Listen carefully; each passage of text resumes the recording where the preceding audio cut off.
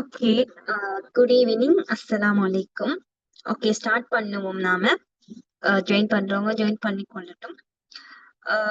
Okay. Last two classes வந்து உங்களுக்கு introduction to pharmacy இல்லையா? ஓகே, நான் பேசுறது உங்களுக்கு கிளியரா கேக்குதா இல்லையான்னு ஒரு chatல ஒரு மெசேஜ் ஒன்று போடுங்க. பேசுறது ஓகேயா?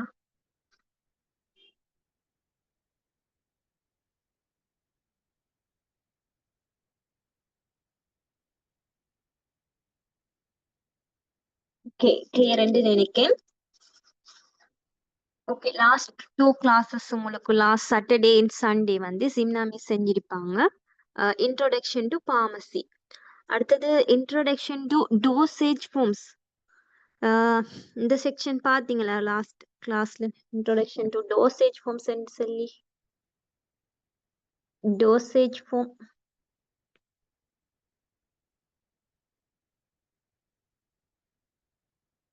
இது பாத்தீங்களா லாஸ்ட் கிளாஸ்?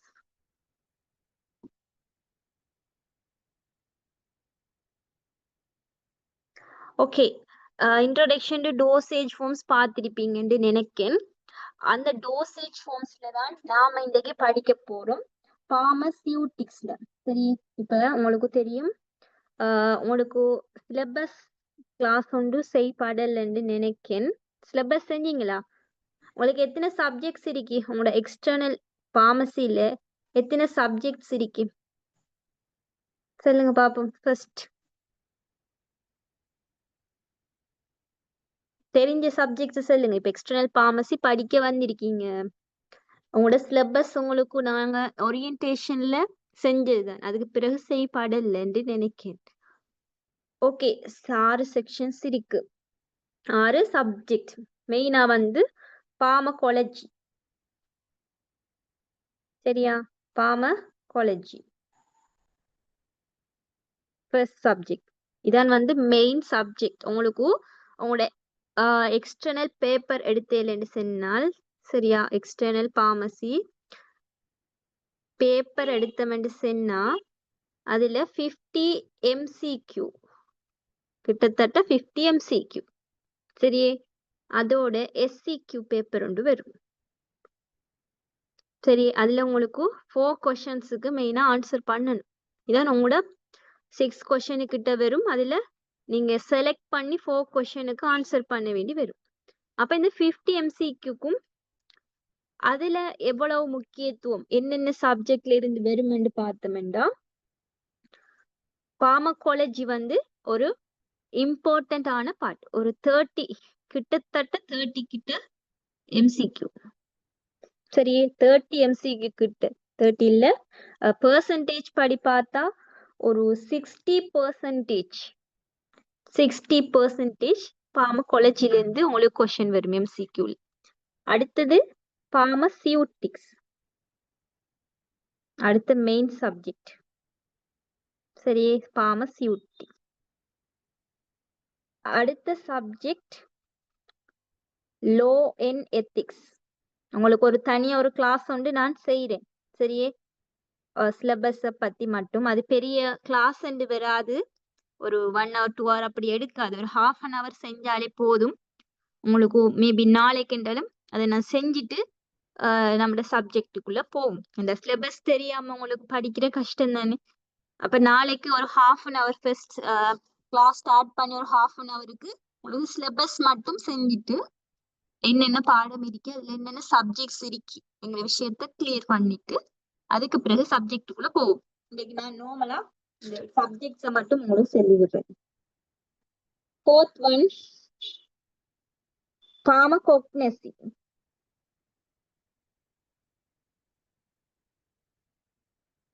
சரி,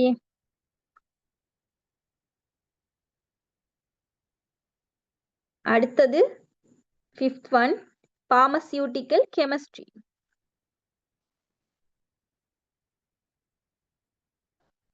இது மூணும் வந்து இந்த பார்மகாலஜி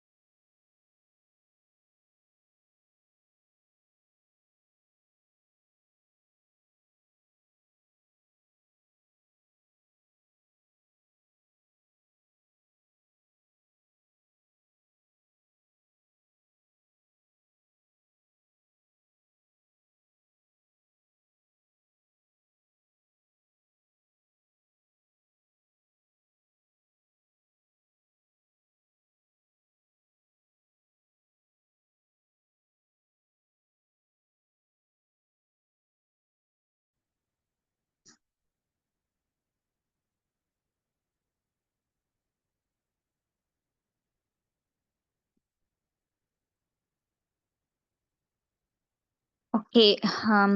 கொஞ்சம் நெட்வொர்க் இஷ்யூ ஆயிட்டு ஓகே நான் உங்களுக்கு ஷேர் பண்றேன். வெயிட்.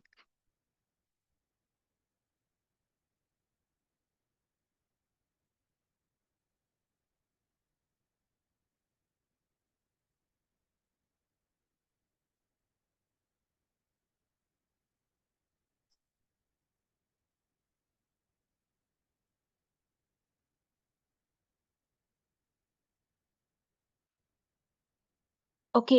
சிலபஸ் பார்த்தோம். சரி, சிலபஸ்ல வந்து உங்களுக்கு 5 சப்ஜெக்ட்ஸ் இருக்கு. கொஞ்சம் இருங்க, நான் ஒயிட் போர்ட்ல உங்களுக்கு ஷேர் பண்றேன். சிலபஸை பார்த்துட்டு இதுக்குள்ள போவோம். உங்களுக்கு 6 செக்ஷன் இருக்கு. அதுல மெயின் சப்ஜெக்ட் வந்து உங்களுக்கு என்ன வருமென்னு சொன்னா 5 சப்ஜெக்ட்ஸ் இருக்கு. நான் சொன்ன மாதிரி 5 சப்ஜெக்ட்ஸ். சரி, பார்மகாலஜி ஃபர்ஸ்ட் ஒன். அடுத்தது வந்து பார்மசியூட்டிக்ஸ். தேர்ட் ஒன் தேர்ட் இம்பார்ட்டன்டான சப்ஜெக்ட் வந்து law and ethics. Fourth one pharmacognosy. சரி, ஃபிஃப்த் ஒன் பார்மசியூட்டிக்கல் கெமிஸ்ட்ரி. இவ்வளவும் மெயின் சப்ஜெக்ட்.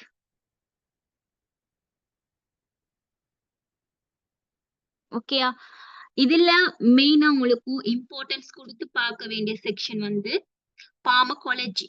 சரி, நான் சொன்ன 50 MCQல 30 கிட்டத்தட்ட எவரேஜா 30 MCQ வந்து பார்மகாலஜில வரும். சரியா? அப்ப உங்களுக்கு தெரியும் எவ்வளவு ஒரு முக்கியமான சப்ஜெக்ட் இந்த பார்மகாலஜி. அடுத்த விஷயம் பார்மசியூட்டிக்ஸ். சரி, இது வந்து MCQ சொன்னாலும் சரி, அதோட SCQ. MCQ சொன்னா ஒரு 10 அதுக்கு மேலதான் MCQல.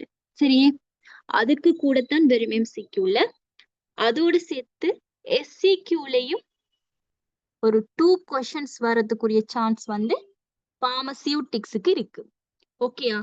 அடுத்த விஷயம் லோ இன் எத்திக்ஸ். அதுக்கும் MCQ ஒரு 2 to 3 MCQட கட்டாயம் SCQ வரக்கூடிய 2 SCQ வச்சும் இதுல இருந்து வரக்கூடிய ஒரு பார்ட். அடுத்தது பார்மசியூட்டிக்ஸ் இன் கெமிஸ்ட்ரி.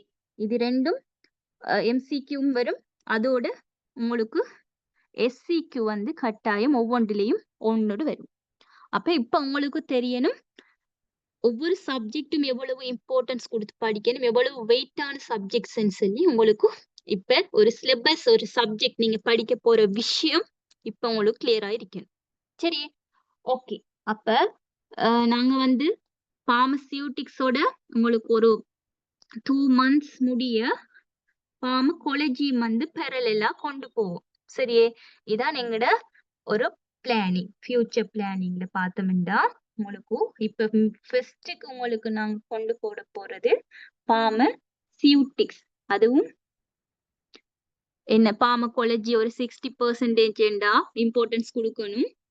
பார்மசியூட்டிக்ஸ் வந்து ஒரு 50% அப்படி 100க்கு பார்த்தா. அப்ப உங்களுக்கு பார்மசியூட்டிக்ஸ் வந்து ஒரு 2 months வரைக்கும் நாங்க பார்மசியூட்டிக்ஸ் கொண்டு போனோம்டா அதுல ஒரு 80% இல்லாட்டி ஒரு 60% சிலபஸ முடிக்கக்கூடிய மாதிரி இருக்கும். அப்ப அது முடியிற கிட்டவா அதோட சேர்த்த மாதிரி பெறலாம் பார்மகாலஜியை நாங்க ஸ்டார்ட் பண்ணுவோம். சரி, பார்மகாலஜியோட சேர்த்து அதுக்கு பிறகு மத்த சப்ஜெக்ட்ஸ் வந்து ஒவ்வொரு பெறலா போகும். பிள்ளைங்க டைப் தான் கொண்டு போற மெத்தட். ஒவ்வொரு பெச்சுக்கும் நாங்க இதைத்தான் செஞ்சுட்டு இருக்கோம்.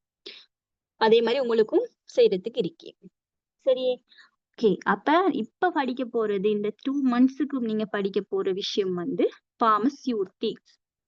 பார்மசியூட்டிக்ஸ்ங்கிற சப்ஜெக்ட்ல தான் நீங்க ஒவ்வொரு விஷயமா ஒவ்வொரு ஹெடிங்ல ஃபர்ஸ்ட் 2 monthsக்கு நீங்க படிக்க போறீங்க.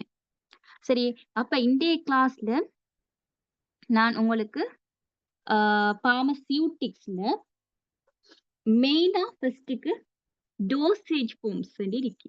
Dosage forms.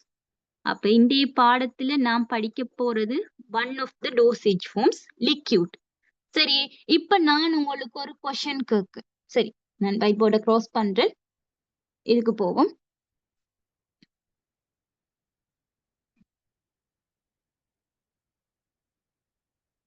ஓகே, இப்ப நான் உங்களுக்கு கேட்கிறேன் கொஸ்டின் உண்டு. டோசேஜ் ஃபார்ம்ஸ் என்ன?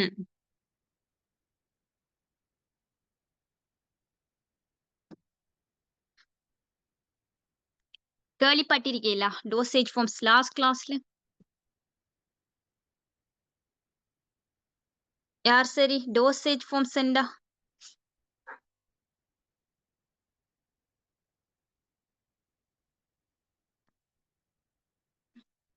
ஓகே, நீங்க இப்பதானே புதுசு, அப்ப நான் சில விஷயங்களை நானே சொல்லிட்டு போறேன். ஓகே, டோசேஜ் ஃபார்ம்ஸ் என்று சொல்றது வந்து, இப்ப உங்களுக்கு தெரியும் நிறைய மெடிசின்ஸ் இருக்கு, சரியா? நிறைய மெடிசின்ஸ் இருக்கு உங்களுக்கு தெரிஞ்சு. சொல்லுங்க, இது ஒரு பேசிக்கான விஷயம். உங்களுக்கு தெரிஞ்ச மெடிசின்ஸ் என்னென்ன சொல்லுங்க அப்போ. இது வரைக்கும் நீங்க இப்ப பார்மசி படிக்க விராட்டி கூட உங்களுக்கு மெடிசின்ஸ பத்தி ஒரு நாலேஜ் ஒன்று இருக்கும் தானே? அப்ப நீங்க சொல்லுங்க பாப்போம், என்னென்ன மெடிசின்ஸ் இருக்கு உங்களுக்கு தெரிஞ்சு. மெடிசின்ஸ் ஃபார்ம்ஸ் என்னென்ன இருக்கு உங்களுக்கு தெரிஞ்ச மெடிசின்ஸ சொல்லுங்க பாப்போம். என்னென்ன மெடிசின்ஸ் நீங்க யூஸ் பண்ணிருக்கீங்க, இல்லாட்டி உங்களுக்கு கண்டிருக்கீங்க?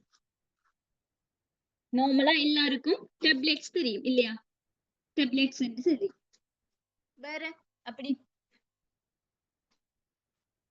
Okay, tablets. வேற any other medicines? Okay, okay, syrup, very good. Okay, syrup, tablets. வேற answers? Okay, okay, injection, very good. Injection. வேற?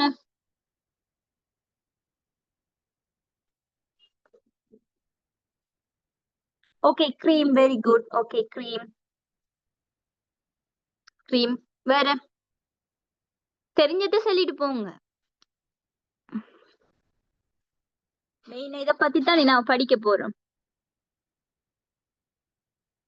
Okay, ointment, lotion, eye nasal drops, very good. Okay, injection, cream, syrups, tablets. Okay, inhalers. Okay, அப்போ உங்களுக்கு ஓவராலா ஐ drops, very good. ஓவராலா உங்களுக்கு தெரியும் என்ன? அப்ப இவ்வளவு விஷயமும் இருக்கு. இப்போ ஐ ட்ராப்ஸ் இருக்கீங்க. ஐ ட்ராப்ஸ் நம்ம நீங்க சென்னத்துல எழுதுவோம் ஐ ட்ராப்ஸ். அடுத்தது ஏ ட்ராப்ஸ். ஏ ட்ராப்ஸ் வரும். ஐ ட்ராப்ஸ், ஏ ட்ராப்ஸ். இன்ஹேலர்ஸ், நீங்க சொன்ன மாதிரி இன்ஹேலர்ஸ். வேற? லோஷன். என்ன? அப்ப இவ்வளவும் வந்து உங்களுக்கு தெரிஞ்ச மெடிசின்ஸ் வச்சுக்குவோம், சரியா? Depot, very good. இப்ப தெரிஞ்ச மெடிசின்ஸ். அப்ப உங்களுக்கு தெரியுமா இந்த மெடிசின்ஸ் வந்து எப்படி மேனுஃபேக்சர் பண்றாங்கன்னு சொல்லி? இப்ப உங்களுக்கு கையில கிடைக்கிற வடிவம் தான் ஒரு டெப்லெட். இப்ப பாராசிட்டமால் டெப்லெட் என்று எடுத்துக்கொண்டா, இது ஒரு பிசிஎம் டெப்லெட் என்று எடுத்துக்கொண்டா, உங்களோட கைக்கு நம்மட கைக்கு லாஸ்டா கிடைக்கிற ஒரு வடிவம், ஒரு ஃபார்ம் தான் வந்து இந்த டெப்லெட் ஃபார்ம். அப்ப இப்ப இப்படி யோசிங்க, இந்த டெப்லெட் ஃபார்முக்கு முதல், சரியா, இது எப்படி தயாரிக்கப்பட்டு இந்த டெப்லெட் ஃபார்முக்கு மாற்றப்படுகிறது என்று யோசிச்சா அதை பார்க்க போறோம். சரி, உங்களுக்கு சொல்ல இது இன்ட்ரெஸ்டா இருக்கு இந்த விஷயம், நீங்க நல்லா கவனிச்சு பாருங்க. சரி, இப்ப ஒரு பாராசிட்டமால் டெப்லெட் எடுக்கும். சரியே, இது வந்து ஒரு ஒரு பாராசிட்டமால் டெப்லெட் ஸ்ட்ரென்த் என்ன தெரியுமா யாருக்கும்? பிசிஎம் பாராசிட்டமால் டெப்லெட் ஸ்ட்ரென்த்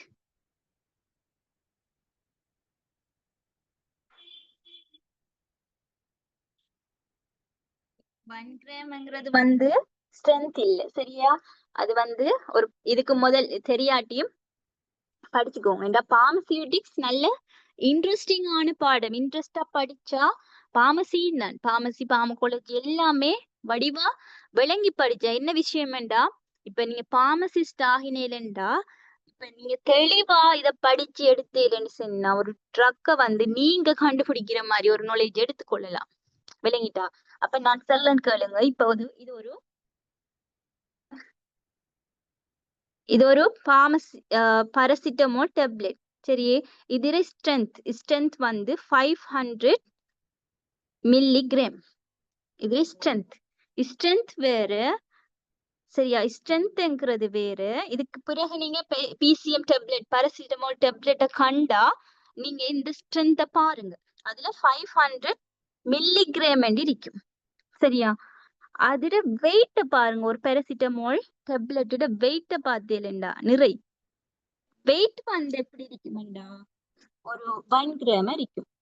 அதுல நிறை வந்து 1 கிராம், கிட்டத்தட்ட 1 கிராம், இல்லாட்டி 900 மில்லிகிராம். சரியா, அப்ப வெயிட் வந்து ஒரு 1 கிராம், நம்ம கிட்டத்தட்ட ஒரு 1 கிராம் என்று எடுத்துக்குவோமே. இத தெளிவா விளங்கிக்கணும், கிளியரா? அப்ப இதுல வெயிட் வந்து 1 கிராம், அதுல ஸ்ட்ரென்த் வந்து 500 மில்லிகிராம். சரியா, அப்ப இது ரெண்டுக்கும் என்ன டிஃபரெண்ட் என்று பார்த்தோம்டா, இப்ப இந்த பாராசிட்டமால் டேப்லெட்டை நாம எடுக்கிறதால, நம்ம உடலுக்கு எடுக்கிறதால எவ்வளவு அளவான அந்த ட்ரக் நம்மளுக்குள்ள வந்து சேரும், ஒரு தெரப்பியூட்டிக் யூசேஜை கொடுக்கும்னு சொன்னா அது வந்து 500 மில்லிகிராம் அளவானது. அதாவது இந்த 1 கிராம் அளவான இந்த டேப்லெட்ல எவ்வளவு ட்ரக் ஏபிஐ இருக்கு அப்படின்னு பார்த்தோம்னு சொன்னா 500 இருக்கு. ஏபிஐண்டா active pharmaceutical ingredient, API.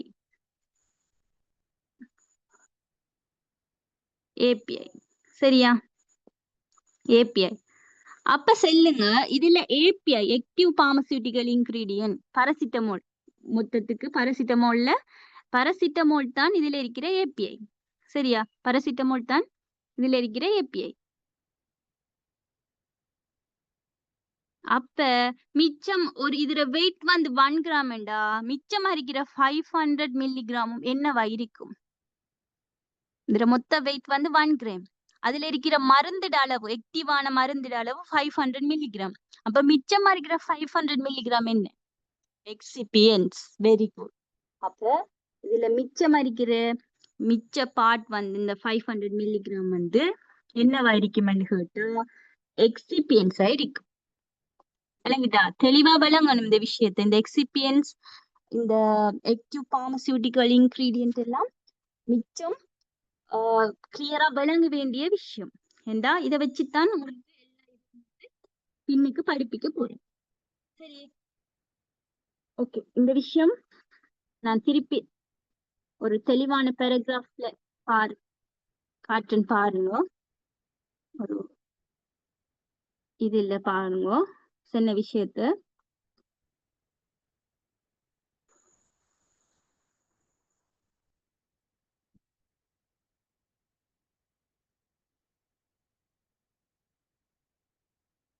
Okay, இப்ப ஒரு ட்ரக் எடுத்தோம்னு சொன்னா, சரியா, இது ஒரு பாராசிட்டமால் ட்ரக் எடுத்தா இதுல வெயிட் வந்து என்ன 1 கிராம். இதுல API active pharmaceutical ingredient strength வந்து 500 மில்லிகிராம். அப்ப மிச்சம் இருக்கிறது வந்து எக்ஸிபியன்ஸ். சரியா, 500 மில்லிகிராம். அப்ப ஒரு ட்ரக் வந்து என்னத்தால ஆகிருக்கும்னு சொன்னா ஏபிஐயோட சேர்த்து அதுல எக்ஸிபியன்ஸும் வந்து என்ன செஞ்சிருப்பாங்க, இன்க்ளூட் பண்ணிப்பாங்க. இது ரெண்டும் சேர்த்துத்தான் ஒரு ட்ரக்கை வந்து மாத்துறது. ஏன் என்று கேட்டா, இந்த எக்ஸிபியன்ட் சேர்க்கிறது ஏன் என்று கேட்டா, இந்த ஏபிஐ வந்து இப்ப பிசிஎம்முக்கு வந்து 500 மில்லிகிராம் ஏபிஐ. சரியா, சில ஹார்ட் ஃபெயிலியர்ஸ் இல்லாட்டி சில கார்டியோலஜில யூஸ் பண்ற சில ட்ரக்ஸ் எல்லாம் மைக்ரோகிராம், இப்ப தைரோக்சின் டேப்லெட் எல்லாம் 50 மைக்ரோகிராம்ல இருக்கும். சரியா, அப்ப இந்த மைக்ரோகிராம் அளவை வந்து நம்மட ஒரு பிசிஎம் டேப்லெட் மாதிரி இல்லாட்டி வேற ஒரு டேப்லெட் மாதிரியோ நம்ம கையாளுறதுக்குரிய ஒரு ஃபார்முக்கு மாத்தலாமா? சொல்லுங்க பாப்போம். நீங்க யோசிச்சு பாருங்க. மைக்ரோகிராம்ல இருக்கிற ஒரு ட்ரக் அளவை நம்ம கையால எடுக்கிற டெப்லெட் அளவுக்கோ இல்லாட்டி ஒரு கெப்சியூல் அளவுக்கு மாத்தேலுமான்னு கேட்டா ஏலாது. அதுக்காகத்தான் என்ன செய்யறோம்டா ஒரு ஃபோமுக்கு மாத்திரம். இப்ப என்ன செய்யறோம், இந்த 50 மில்லிகிராம் அளவை வந்து இதுக்குள்ள போட்டுட்டு நம்ம ஒரு ஒரு ஒரு டெப்லெட்டா மாத்துறதுக்கு என்ன செய்யறோம்டா அதோட சேர்த்து எக்ஸிபியன்ஸ் என்று சொல்லி வேற வேற பவுடர்ஸ் இல்லாட்டி இப்ப solid dosage ஃபார்ம்டா வேற வேற பவுடர்ஸோ இல்லாட்டி பிளைண்டர்ஸ், சரியா? இப்ப ஒவ்வொரு விஷயங்களுக்கு எக்ஸிபியன்ஸ்ல நீங்க படிப்பிப்பீல் வேறியா, சரியா? அதெல்லாம் போட்டு ஒரு ஃபோமுக்கு மாத்தி என்ன செய்யறோம், இந்த ட்ரக்க நம்ம கையால ஹேண்டில் பண்ற ஒரு அளவுக்கு ஒரு ஃபோமுக்கு வந்து மாத்துறோம். அதுதான் டோசேஜ் ஃபோம்ஸ். அதான் நம்மளுக்கு கடைசியில நம்ம கையில வார ஒரு foam.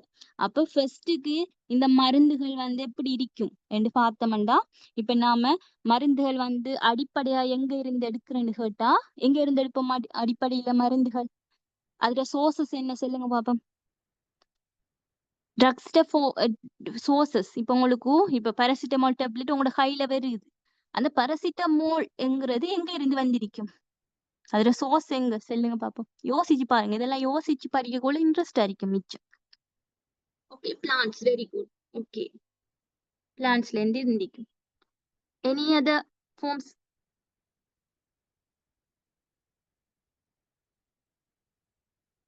Okay, animal. Okay, animal. Okay, microorganisms, very good.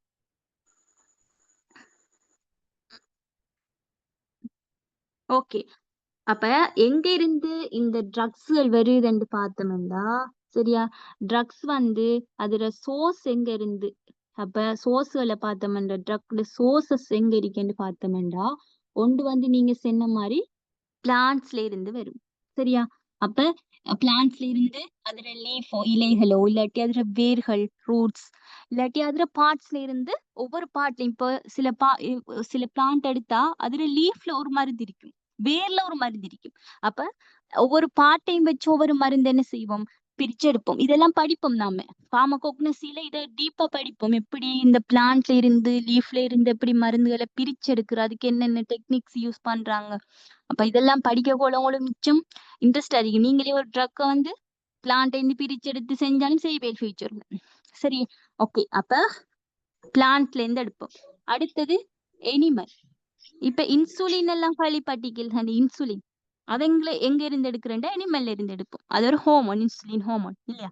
அடுத்தது நீங்க சொன்ன மாதிரி மைக்ரோ ஆர்கானிசம்ஸ், எனிமல்ஸ்ங்க கொள்ள அதுக்குள்ளேயும் வரும் மைக்ரோ ஆர்கானிசம்ஸ். அடுத்தது மினரல்ஸ், சரியா? மினரல்ஸ் இவ்வளத்துலையும் இருந்துதான் ட்ரக்ட சோர்சஸ் மெயினா. இதை தாண்டியும் சில விஷயங்கள் இருக்கு. மெயின் சோர்சஸ் வந்து ட்ரக்ட இவ்வளவும் தான் மெயின் சோர்சஸ். அதுலயும் பிளான்ட்லயும் எனிமல்லையும் தான் மோஸ்டா வந்து எடுக்கிற சோர்சஸ், சரி? அப்ப பிளான்ட்லயும் எனிமல் இதுல இருந்து எடுக்கிற இந்த ட்ரக்க வந்து என்ன நம்ம கையாளக்கூடிய ஒரு அளவுக்கு ஒரு டெப்லெட் ஆகவோ இல்லாட்டி என்ன இல்லாட்டி ஒரு கெப்சியூல் ஆகவோ, கெப்சியூல் இல்லாட்டி என்ன ஒரு சிறப்பாகவோ, என்ன சிரப் இல்லாட்டி ஒரு இன்ஜெக்ஷன் ஃபார்முக்கோ இப்படி மாத்தி கொடுக்குற இந்த இதுகளுக்கு பேர் தான் என்ன, டோசேஜ் ஃபார்ம்ஸ், சரியா?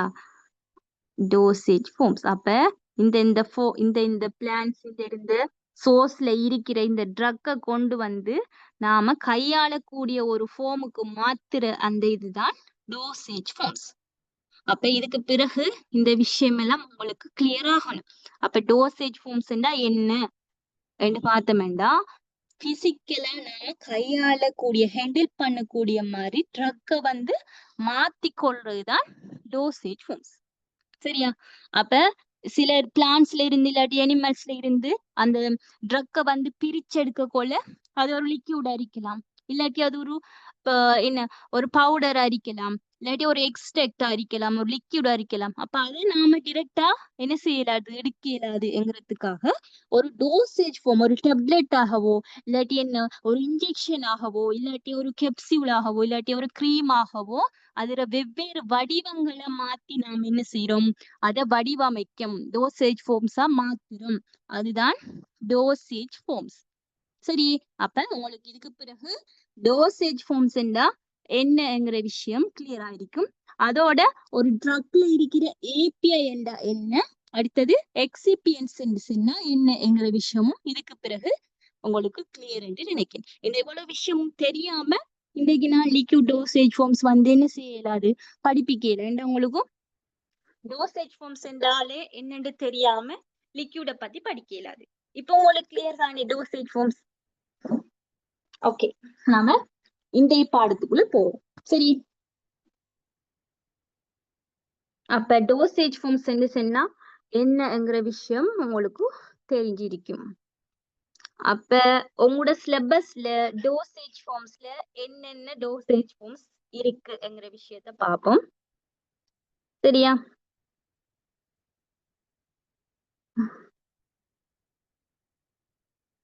ஓகே, உங்களோட சிலபஸ்ல டோசேஜ் ஃபார்ம்ஸ்ல என்னென்ன டோசேஜ் ஃபார்ம்ஸ் இருக்குன்னு பார்த்தோம்னா, first one liquid dosage form. அதான் ஒரு பெரிய பார்ட் உண்டு இதுல, லிக்யூட் டோசேஜ் ஃபார்ம்ஸ். அடுத்த பார்ட் solid dosage form. அடுத்த part semi solid dosage form. சரி, அப்ப இந்த 3 பார்ட்டும் தான் உங்களுக்கு மெயினா இருக்கிற பார்ட். 3 தான் படிக்க போறீங்க ஒவ்வொரு டோசேஜ் ஃபார்ம். இத படிச்சாலே பார்மசியூட்டிக்ஸ்ல ஒரு 20% சப்ஜெக்ட் கவர் பண்ணின மாதிரி இதாகிரும். சரி, கவர் ஆகிரும். அப்ப இந்த 3 இப்ப உங்களுக்கு தெரியும், லிக்யூடுங்க போல அது எல்லாமே லிக்யூடுக்குள்ளான் வரும். லிக்விட் ஃபார்ம்ல பிசிக்கலா தான் நாம இதை டிவைட் பண்ணிருக்காங்க. சரி, சொலிடா சொலிட் ஃபார்ம்ல இருக்க போகுது, அடுத்து செமி சொலிட்ல இருக்க போகுது. அப்ப அந்த பிசிக்கல் எப்பியரன்ஸை வச்சுதான் இந்த டோசேஜ் ஃபார்ம்ஸ் டிவைட் பண்ணிருக்கும். லிக்யூட் அண்ட் சொல்லியும், சொலிட் அண்ட் சொல்லியும், செமி சொலிட் அண்ட் சொல்லியும். நான் உங்களுக்கு செய்ய போற பார்ட் லிக்யூட் டோசேஜ் ஃபார்ம். சரி, இது ஒரு கொஞ்சம் பெரிய பாடம் தான். சொலிட் செமி சொலிட் கொஞ்சம் இதை பார்க்கலும் ஒரு சின்ன பாடம். செமி சொலிட் ஒரு 10% சாரி, செமி சொலிட் 10% சொலிட் ஒரு 40% லிக்விட் ஒரு 50% கிட்ட வரும். அப்ப உங்களோட இந்த பாடத்துக்கு நீங்க கொடுக்குற இம்பார்ட்டன்ஸ், எம்சிக்யூல எப்படியும் லிக்விட்ல 2 இல்லாட்டி 3 எம்சிக்யூ கட்டாயம் வரும். அப்ப கட்டாயம் வடிவா விளங்கி படிக்கக்கூடிய ஒரு சப்ஜெக்ட் தான் லிக்விட் டோசேஜ் ஃபார்ம். உங்களுக்கு நான் ஃபுல்லாவே ஒவ்வொரு பாட்டா செய்வேன் லிக்விட். சரி, சிம்னா மிஸ் பெறலாம் அவங்களோட செக்ஷன் வரக்குள்ள solid dosage forms, அடுத்தது செமி solid ரெண்டும் அவங்க கவர் பண்ணுவாங்க. எந்த இதுக்கு நான் லிக்விட ஃபுல்லா உங்களுக்கும் கவர் பண்ணக்கூடிய மாதிரி இருக்கும். சரி, அப்ப உங்களுக்கு தெரியணும் டோசேஜ் ஃபார்ம்ஸ்ல 3 வகை இருக்கு, லிக்விட், solid, செமி solid. 3ம் நாம படிக்க போறோம். படிச்சு முடிஞ்சா பார்மசியூட்டிக்ஸ்ல 20% சிலபஸ் கவர் ஆகிரும். சரி, அதை தெளிவா படிச்சுக்கணும். இது தெரியாம நீங்க ஒரு பார்மசிஸ்டா மாற முடியாது.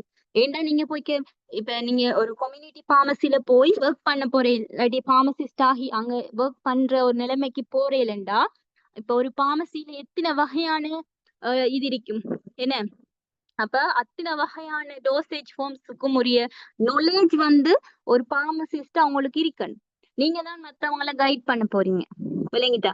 இப்ப நீங்க லைசன்ஸ் எடுத்துக்கொண்டா நீங்க அந்த பார்மசிக்குரிய மாஸ்டர் பார்மசிஸ்ட். இப்ப உங்களுக்கு ஒர்க் பண்றதெல்லாம் ஒரு அப்ரெண்டிஸ் பார்மசிஸ்டோ இல்லாட்டி அசிஸ்டன்ட் பார்மசிஸ்ட் உங்களுக்கு ஒர்க் பண்ணுவாங்க. அப்போ அவங்க உங்கள்கிட்ட டவுட் கேட்க, அடுத்தது பேஷண்ட்ஸ் உங்கள்கிட்ட விஷயங்கள் கேட்க, உங்களுக்கு இதுக்குரிய நாலேஜ் இருந்தா மட்டும்தான் அவடத்த தெளிவான ஆன்சர் உங்களுக்கு கொடுக்கக்கூடிய மாதிரி இருக்கும் இல்லையா? அப்ப பார்மசிஸ்ட் படிக்கிறதுக்கு முதல் விஷயம் டோசேஜ் ஃபார்ம்ஸ், மருந்துகளை பத்தி அதுல வகைகளை பத்தி தெளிவான நாலேஜ் எடுத்துக்கணும். அப்ப மெயினா ஃபர்ஸ்டுக்கே நாங்க இத தெளிவா டீப்பா படிப்பிக்கிறதுக்குரிய காரணம், இது தெரியாம பார்மசிஸ்ட் ஆக முடியாது. ஏன்னா ஒரு பார்மசிக்குள்ள போனா மருந்துகளோட தான் நீங்க என்ன செய்ய போறீங்க, ஃபுல்லா கான்டாக்ட்ல இருக்க போறீங்க, டச்ல இருக்க போறீங்க. அப்ப அந்த விஷயங்களை தெளிவா வடிவா என்னென்ன ஃபார்ம்ஸ் இருக்கு. இப்ப நான் கேட்டேன், படிச்சு சிலவங்க உங்களுக்கு தெரிஞ்ச விஷயத்த சொன்னீங்க, அதையும் தாண்டி நிறைய டோசேஜ் ஃபார்ம்ஸ் இருக்கு. அப்ப எல்லாம் படிக்கணும், விளங்கிட்டா? அப்ப எல்லாம் படிச்ச ஒரு நாலேஜோட தான் நீங்க எக்ஸாம் சிட் பண்ணி ப்ராக்டிஸ் பண்ண போக்குள்ள உங்களுக்கு தேவைப்படும். சரி, ஓகே. நான் நிறைய இந்த விஷயத்த பத்தி இதுக்கு பிறகு பேச விரும்பல. நாம இதுக்குள்ள போவோம் சப்ஜெக்டுக்குள்ள. இந்த டோசேஜ் ஃபார்ம்ஸ பத்தி உங்களுக்கு ஒரு இன்ட்ரோடக்ஷன் நாலேஜ் இல்லாம கிளாஸ் ஸ்டார்ட் பண்ணினா கஷ்டம்ன்றதுக்கு தான் இவ்வளவு விஷயமும் உங்களுக்கு செஞ்சது. ஓகே, நாம போவோம். இன்னைக்கு உங்களுக்கு படிப்பிக்க போற செக்ஷன் வந்து லிக்விட் டோசேஜ் ஃபார்ம்ஸ்.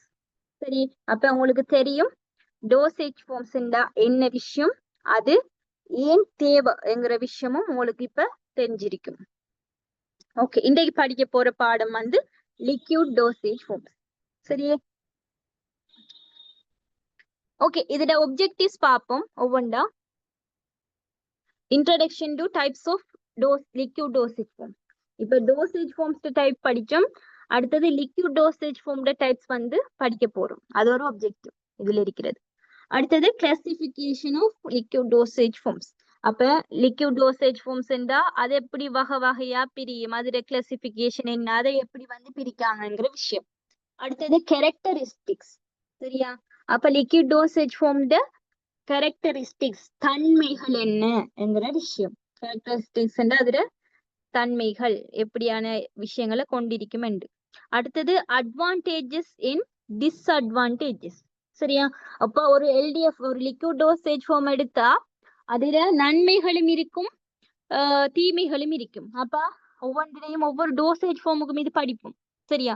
அதுல அட்வான்டேஜஸ் அண்ட் டிஸ்அட்வான்டேஜஸ். அடுத்தது பெரன்ட்ரல் டோசேஜ் ஃபார்ம்ஸ். அப்ப லிக்விட் டோசேஜ் ஃபார்ம் ஒரு வகைதான், முக்கியமான ஒரு வகைதான் பெரன்ட்ரல் டோசேஜ் ஃபார்ம். சரியா? பெரன்ட்ரல் டோசேஜ் ஃபார்ம்.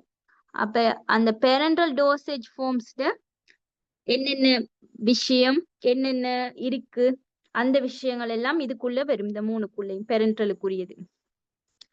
அடுத்தது அதே மாதிரி இதுவும் அதுக்குள்ள சேரும். அடுத்தது டிபிஎன், டோட்டல் பெரன்ட்ரல் நியூட்ரிஷன் சொல்லி இதெல்லாம் ஒவ்வொன்றா நாம படிச்சுட்டு போவோம், ஒவ்வொரு ஒப்ஜெக்டிவ்ஸா.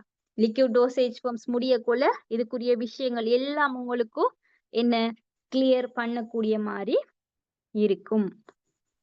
ஓகே, ஒப்ஜெக்டிவ்ஸ் வச்சுதான் நாம ஒரு இதை பார்க்க போறோம். அடுத்தது போவோம் அடுத்த ஸ்லைடுக்கு.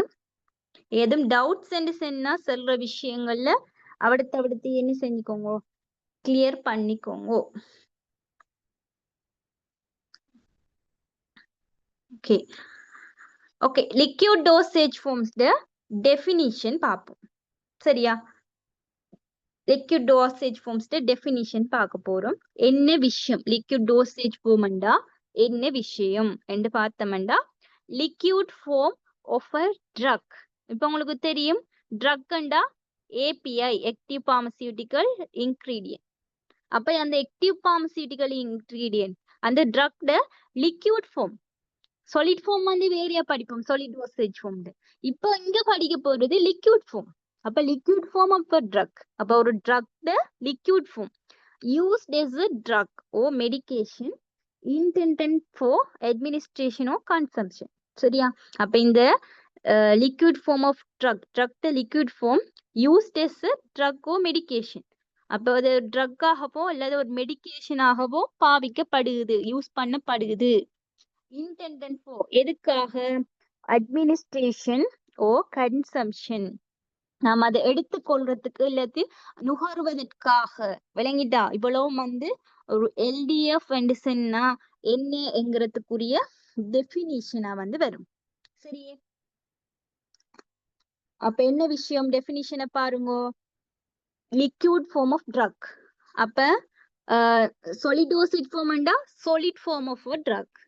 Semi solid dosage form and semi solid dose of a drug form. விளங்கிட்டா? அப்ப ஒரு ட்ரக்ட லிக்விட் ஃபார்ம் எதுக்காக யூஸ் பண்ணப்படுது? யூசஸ் ட்ரக்காக அல்லது ஒரு மெடிகேஷனாக யூஸ் பண்ணப்படுகிறது. இன்டெண்டட் ஃபார் எதற்காக? அட்மினிஸ்ட்ரேஷனோ கன்சம்ஷன், நம்ம எடுத்துக்கொள்றதுல இல்லாட்டி நுகர்வதில, ரெண்டும் நோக்கத்துக்காகவும் நாம் என்ன செய்யலாம்?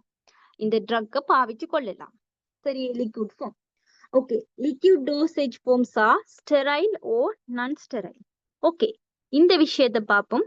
இப்போ உங்களுக்கு இந்த கிளாஸ் வந்து கொஞ்சம் ஸ்லோவா ஒவ்வொரு விஷயத்தையும் விளங்கப்படுத்துற மாதிரி இருக்கு. ஏன்னு சொன்னா இப்ப நிறைய வேர்ட்ஸ் வந்து vocabulary வந்து உங்களுக்கு தெரிஞ்சிருக்க வாய்ப்பு இல்லை. ஏன்னா இப்பதான் உங்களுக்கு தேர்ட் கிளாஸ் இல்லையா?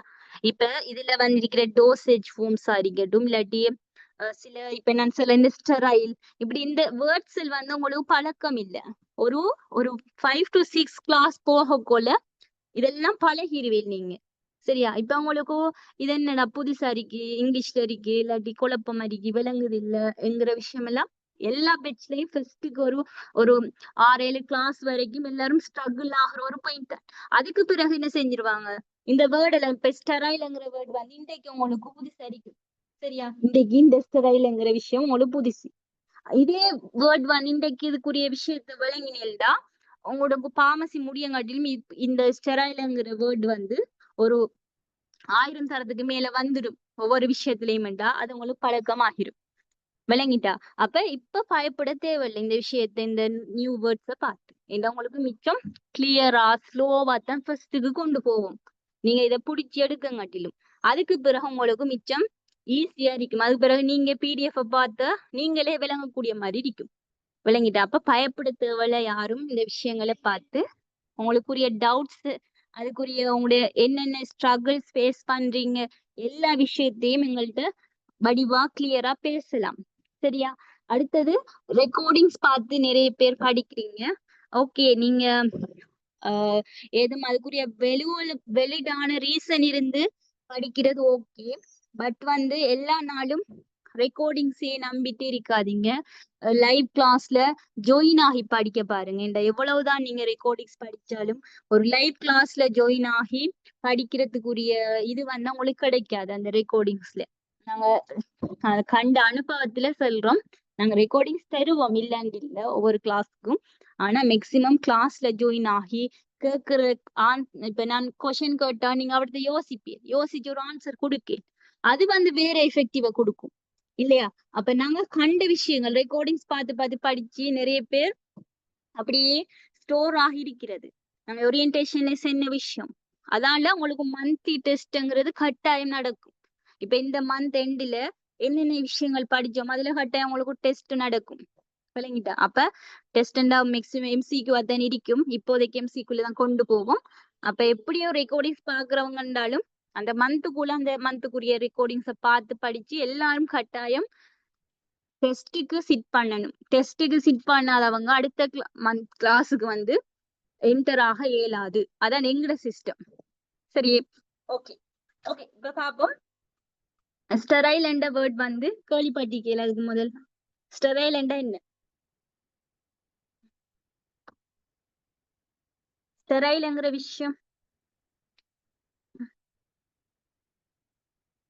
ஓகே. ஸ்டெரைல் என்று சொன்னா தொற்று நீக்கிற. Very good. ஏண்டா கிருமி அளிக்கப்பட்ட நிலை ஸ்டெரைல்ங்கிறது. சரியா? கிருமி அளிக்கப்பட்ட நிலையில இருக்கிறது. ஓகே, உங்களுக்கு தெரிஞ்ச டோசேஜ் ஃபார்ம்ஸ்ல இப்ப சொல்லுங்க பாப்போம். டெப்லெட்ஸ் வந்து ஸ்டெரைலா இருக்கணும் அவசியம் இருக்கா? டெப்லெட்ஸ் இப்ப டெப்லெட்ஸ் வந்து ஒரு கொஸ்டின் வருது உங்களுக்கு, ஒரு ஸ்டெம் வருது. டெப்லெட்ஸ் வந்து ஸ்டெரைலா இருக்கணுமா?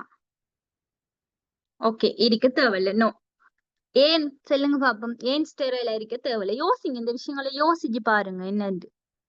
இப்ப ஏன் ஸ்டெரைலா இருக்கணும், ஏன் நான் ஸ்டெரைலா இருக்கணும்? ஒரு ட்ரக் வந்து ஏன் ஸ்டெரைலா இருக்கணும், ஏன் நான் ஸ்டெரைலா இருக்கணும்?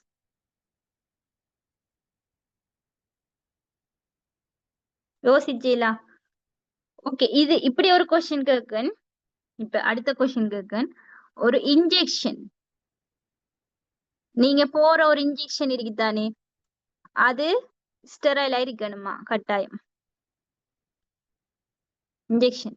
இப்ப டெப்லெட்ஸ் உங்களுக்கு ஸ்டெரைலா இருக்கணும்னு கேட்டா அது தேவையில்லை. ஏனென்றா அது ஓரலா எடுக்கிறது, நீங்க வாய் வழியா எடுக்கிறது. சரியா? ஆனா இன்ஜெக்ஷன் என்ன செய்யணும்? கட்டாயம் இன்ஜெக்ஷன்ஸ் வந்து ஸ்டெரைலா இருக்கணும். ஏன், என்ன ரீசன்? ஸ்டெரைலா இருக்கிறதுக்குரிய ரீசன் என்ன?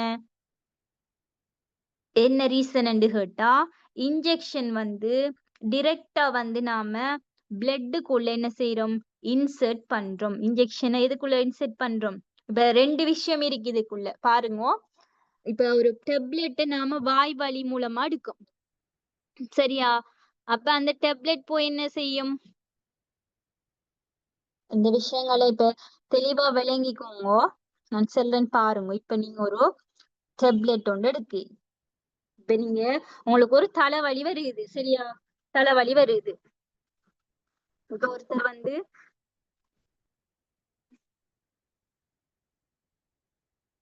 சரி, ஸ்டொமக் வந்து கொஞ்சம் இதாயிட்டு அப்புறம்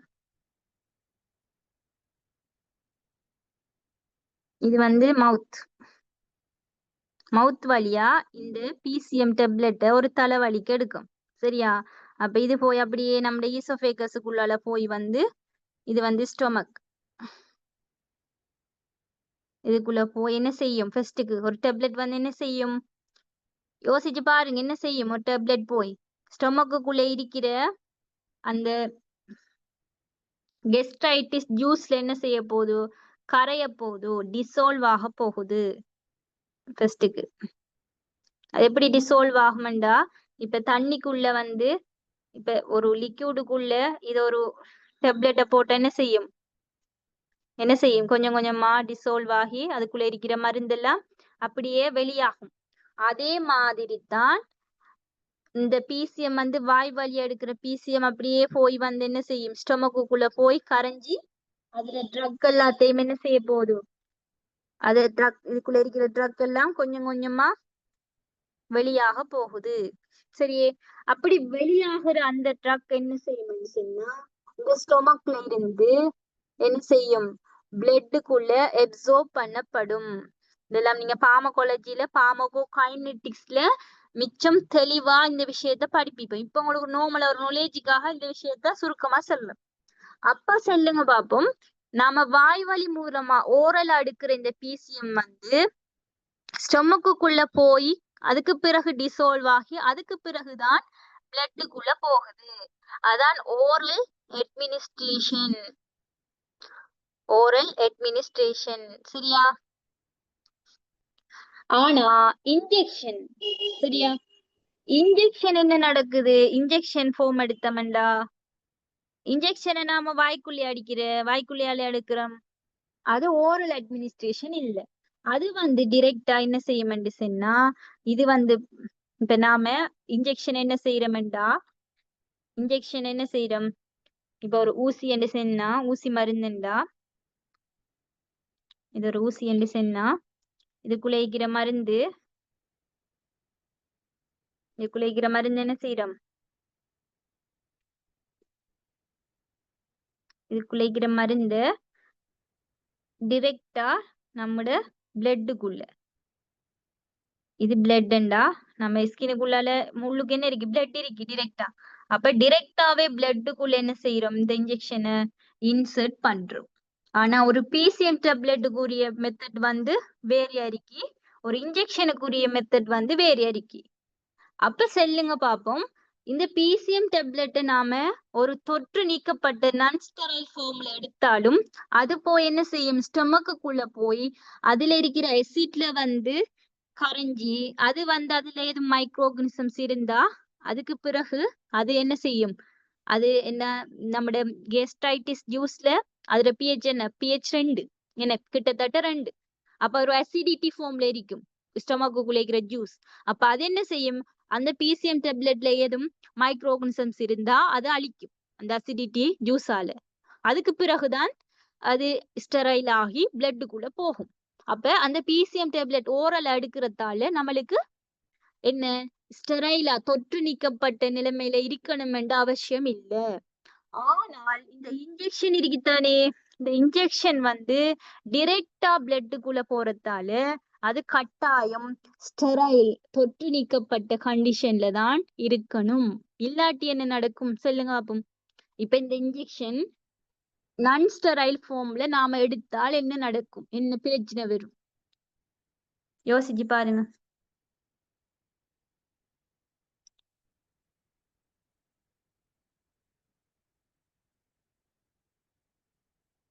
என்ன வரும் பிரச்சனை?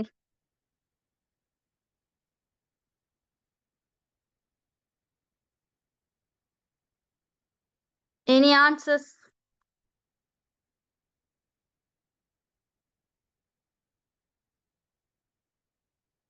என்ன பிரச்சனை வரும்? இப்ப இன்ஜெக்ஷனை நாம தொற்று நீக்கப்பட்ட நிலைமையில எடுக்கல என்றா என்ன பிரச்சனையில் வரலாம்?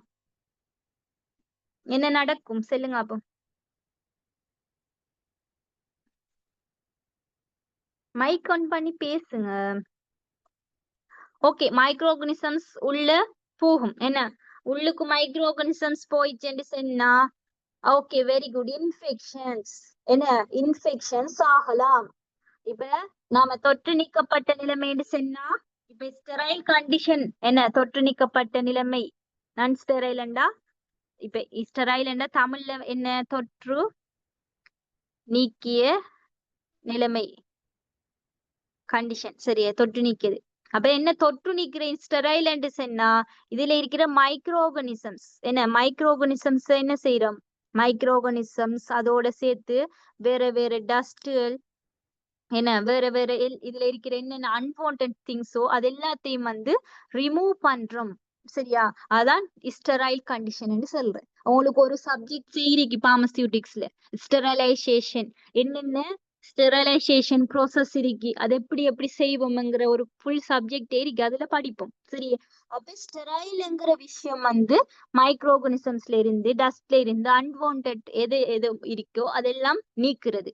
சரி, இப்ப நீங்க இந்த இன்ஜெக்ஷனை வந்து தொற்று நீக்காத நிலைமையில நான் ஸ்டெரைல் ஃபார்ம்ல எடுத்து என்ன நடக்கும்டா இதுல இருக்கிற மைக்ரோ ஆர்கனிசம்ஸ் போய் டிரெக்டா வந்து நம்மட பிளட்ல என்ன செய்யும்? கலக்கும்.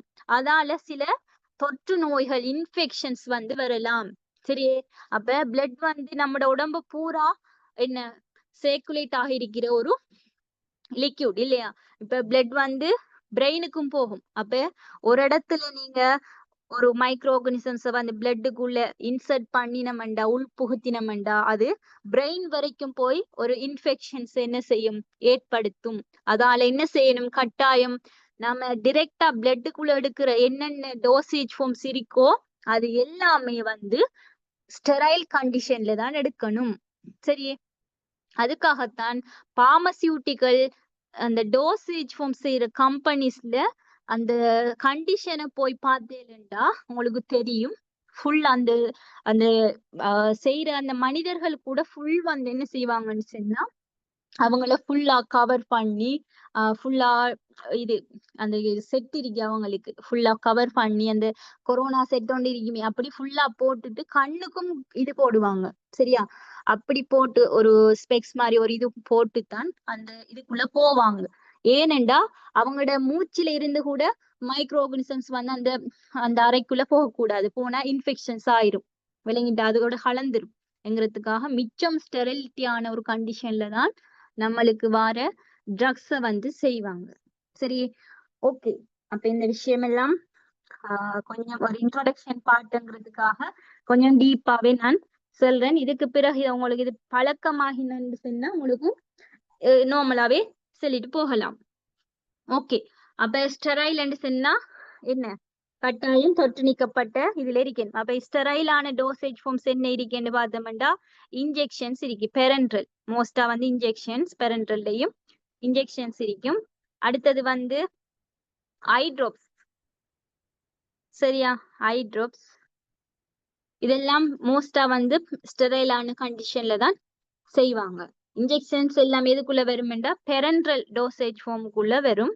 உங்களுக்கு தெரிஞ்ச ஃபார்ம்ங்கிறதால இன்ஜெக்ஷன்ஸ் எல்லாம் அது எதுக்குள்ள உள்ளடக்கப்படுதுன்னா பெரன்ட்ரலுக்குள்ள உள்ளடக்கப்படுகிறது. அப்ப லிக்யூட் டோசேஜ் ஃபார்ம்ஸ் என்று சொல்லக்குள்ள சிலது வந்து ஸ்டெரைலா இருக்கும், சிலது வந்து நான் ஸ்டெரைலா இருக்கும். ஓகே, நீங்க சொல்ல போறேன் நான் ஸ்டெரைலா இருக்கிற டோசேஜ் ஃபார்ம்ஸ் என்ன லிக்யூட்ல?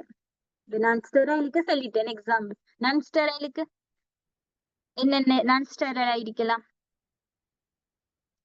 Dosage ஃபார்ம்ஸ்ல?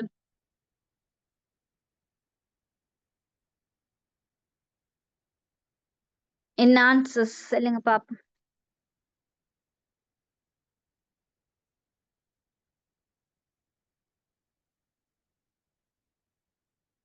Okay, syrup. Okay, very good. Syrup. இப்ப நாம எடுக்கிற சிரப் வந்து கட்டாயம் ஸ்டெரிலிட்டியான கண்டிஷன்ல இருக்கணுமான்னு கேட்டா இல்ல. ஏனென்றா அது ஓரலா எடுக்கிறது. சரியே, அதோட சிரப்ல ஒவ்வொரு இதுவும் நான் படிப்போம். சரியா, சஸ்பென்ஷன் வரும், ஓரல் எடுக்கிற ஓரல் சஸ்பென்ஷன், எலிக்சிஸ். சரியா, எலிக்சிஸ் இதெல்லாம் வந்து என்னண்டா ஓரலா எடுக்கிறங்கிறதால ஓரல் லிக்விட் டோசேஜ் ஃபார்ம்ஸ் நீங்க படிக்கக்குள்ள படிப்போம். அப்ப இந்த ஓரலா எடுக்கிற எல்லாமே வந்து நான் ஸ்டெரைலா இருக்கு. ஓகே, அப்ப ஸ்டெரைலுக்கு ஒவ்வொரு எக்ஸாம்பிள், நான் ஸ்டெரைலுக்கு 2 எக்ஸாம்பிள்ஸ் தெரிஞ்சு வச்சுக்கோங்க. பிறகு நான் இது முடிய உங்களுக்கு நிறைய விஷயம் இதுல அறிஞ்சு கொள்ளக்கூடிய மாதிரி இருக்கும். Okay, LDFs are intended for external, internal or parenteral use. அப்ப லிக்விட் டோசேஜ் ஃபார்ம்ஸ் வந்து என்னென்ன இதுக்காக யூஸ் பண்றோம்டா எக்ஸ்டர்னல் என்று சொன்னா, இப்ப நாம இன்டர்னல் என்று சொல்றேன். இன்டர்னல் என்றா நாம உள்ளுக்கு எடுக்கிறது, ஓரலா எடுக்கிறது இன்டர்னல் என்று வரும். வாய் வழியா எடுக்கிறது இன்டர்னல். சரியா, அப்ப வாய் வழியா எடுக்கிறது தவிர்ந்த மத்த எல்லாமே வந்து என்ன எக்ஸ்டர்னல், வெளியில எடுக்கிறது, அவுட். எக்ஸ்டர்னல் அவுட்ல எடுக்கிறது. சரியா, இப்ப ஸ்கின் ப்ரிப்பரேஷன்ஸ், ஸ்கின்ல அப்ளை பண்றோம். இப்ப கிரீம் ஒன்று எடுக்கும், நாம ஒரு கிரீம் எடுத்தோம்டா அப்ப கிரீமை நாம எங்க அப்ளை பண்ணுவோம்? ஸ்கின்னுக்கு அப்ளை பண்ணுவோம். அப்ப ஸ்கின் வந்து என்ன எக்ஸ்டர்னல் அப்ளிகேஷன். சரியா, இப்ப இன்டர்னல்டா ஒரு சிரப் எடுக்கும், ஒரு பேராசிட்டமால் சிரப் எடுக்கும். சரி, அந்த சிரப் எதுக்குள்ளால எடுப்போம்? ஓரலுக்குள்ளால எடுப்போம். அப்ப ஓரல் என்ன ஒரு இன்டர்னல் யூஸ். சரியா, இப்ப பேரண்டல் இந்த எக்ஸ்டர்னலும் இல்லாம இன்டர்னலும் இல்லாம நாம டிரெக்டா பிளட்டுக்குள்ள எடுக்கோம் தானே. டிரெக்டா பிளட்டுக்குள்ள எடுக்கிறது. இப்ப எக்ஸாம்பிள் என்ன வரும்? டிரெக்டா பிளட்டுக்குள்ள எடுக்கிறது இன்ஜெக்ஷன்ஸ். சரியா, அப்ப இன்ஜெக்ஷன்ஸ் எல்லாமே வந்து என்ன பிளட்ல எடுக்கும் டிரெக்டா. அப்ப அந்த பிளட்டுக்குள்ள டிரெக்டா எடுக்கிறதுக்கு பேர் வந்து பேரண்டல். அப்ப இந்த 3 ஃபார்மும் உங்களுக்கு தெளிவா இருக்கணும். இதுல ஒன்று வந்து எக்ஸ்டர்னல் ஃபார்ம். எக்ஸ்டர்னல்டா என்ன ஸ்கின்ல அவுட்ல எடுக்கிற, ஸ்கின் மட்டும் இல்ல, எக்ஸ்டர்னலுக்கு நிறைய அட்மினிஸ்ட்ரேஷன் பேஸ் இருக்கு. நான் எக்ஸாம்பிளுக்கு உங்களுக்கு விளங்குறதுக்கு சொல்றேன். வெளியில எடுக்கிற அவுட்ல. இன்டர்னல்டா உள்ளுக்கு எடுக்கிறது, உள்ளு வழியா. இப்ப ஓரல் எடுத்து உள்ளுக்கு எடுக்கிறது, அதுக்கு எக்ஸாம்பிள் வந்து சிரப். சரியா, அடுத்தது பேரண்டல், டிரெக்டா பிளட்டுக்குள்ள எடுக்கிறது, எக்ஸாம்பிள் வந்து இன்ஜெக்ஷன். சரியா, அப்ப உங்களுக்கு இந்த 3 ஃபார்மும் இப்ப உங்களுக்கு தெரியணும். இப்ப எக்ஸ்ட்ரா இந்த பேரண்டல்ல என்னென்ன வகை இருக்குன்னு சொன்னா அதுக்கு ஒவ்வொரு வகை இருக்கு. இன்ட்ராவீனஸ், இன்ட்ராமஸ்கியூலர், கியூட்டேனியஸ், சப்கியூட்டேனியஸ் என்று சொல்லி பேரண்டல்ல வகை இருக்கு. அது நாம பேரண்டல் படிக்க கொள்ள அதை டீப்பா படிப்போம். இப்ப உங்களுக்கு இந்த 3 ஃபார்மும் வேயும் வந்து தெரிஞ்சா சரி. இன்டர்னல், எக்ஸ்டர்னல், பேரண்டல்ங்கிற விஷயம் அதுக்குரிய எக்ஸாம்பிளை வச்சு நீங்க விளங்கி எடுத்துக்கோங்க. சரி, இப்ப உங்களுக்கு ஃபர்ஸ்ட்ங்கிறதால இந்த விஷயம் எல்லாம் கொஞ்சம் டீப்பா சில விஷயங்களை செல்ல வேண்டியதுதான் இருக்கு. பிறகு பிறகு உங்களுக்கு நார்மலா சொல்லிட்டு போகலாம். ஓகே, இப்ப பார்ப்போம் கேரக்டரிஸ்டிக்ஸ் ஆஃப் டோசேஜ் ஃபார்ம். என்னென்ன கேரக்டரிஸ்டிக்ஸ் இருக்கு ஒரு டோசேஜ் ஃபார்ம்ல, என்ன தன்மைகள், இதுல என்னென்ன தன்மைகள். இப்போ ஒரு லிக்விட் டோசேஜ் ஃபார்ம்ஸ் எடுத்தா அதுக்கு என்னென்ன தன்மைகள் இருக்கு. சரி, பாப்போம். மோனோபேசிக். சரியா, மோனோபேசிக். Some are பைபேசிக். அப்ப உங்களுக்கு தெரியணும் இந்த மோனோபேசிக்ங்கிற டேர்ம் இப்ப உங்களுக்கு புதுசு. சரி, அப்ப பாப்போம் மோனோபேசிக் என்று சொன்னா என்ன. அடுத்தது இதுல அடுத்த விஷயம் பைபேசிக். ரெண்டுக்கும் உங்களுக்கு டிஃப்ரெண்ட் தெரியணும். இப்ப இந்த வேர்ட்ஸ் எல்லாம் உங்களுக்கு கட்டாயம் தெரியணும். ஏண்டா இப்ப இந்த லிக்யூட்ல இருந்தாலும் பின்னுக்கு வர விஷயங்கள் எல்லாம் இப்ப திருப்பி இந்த மோனோபேசிக் தெரியாம வேற இதில் படிக்கல அந்த பின்னுக்கு வர விஷயம். அப்ப மோனோபேசிக்க தெளிவா விளங்கணும். மொனோன்னு சொன்னா ஒன்று, ஒன்று. பை என்று சொன்னா லெத்தின்ல 2. அப்ப இப்ப உங்களுக்கு தெரியும் மொனோண்டா ஒரு ஃபேஸ் இருக்கும். இப்ப எக்ஸாம்பிளுக்கு சொல்றேன் மோனோஃபேஸ் என்னண்டு. இப்ப இது ஒரு வாட்டர் சரியா? வாட்டர். இந்த வாட்டருக்குள்ள நான் வந்து என்ன எட் பண்றேன்டா,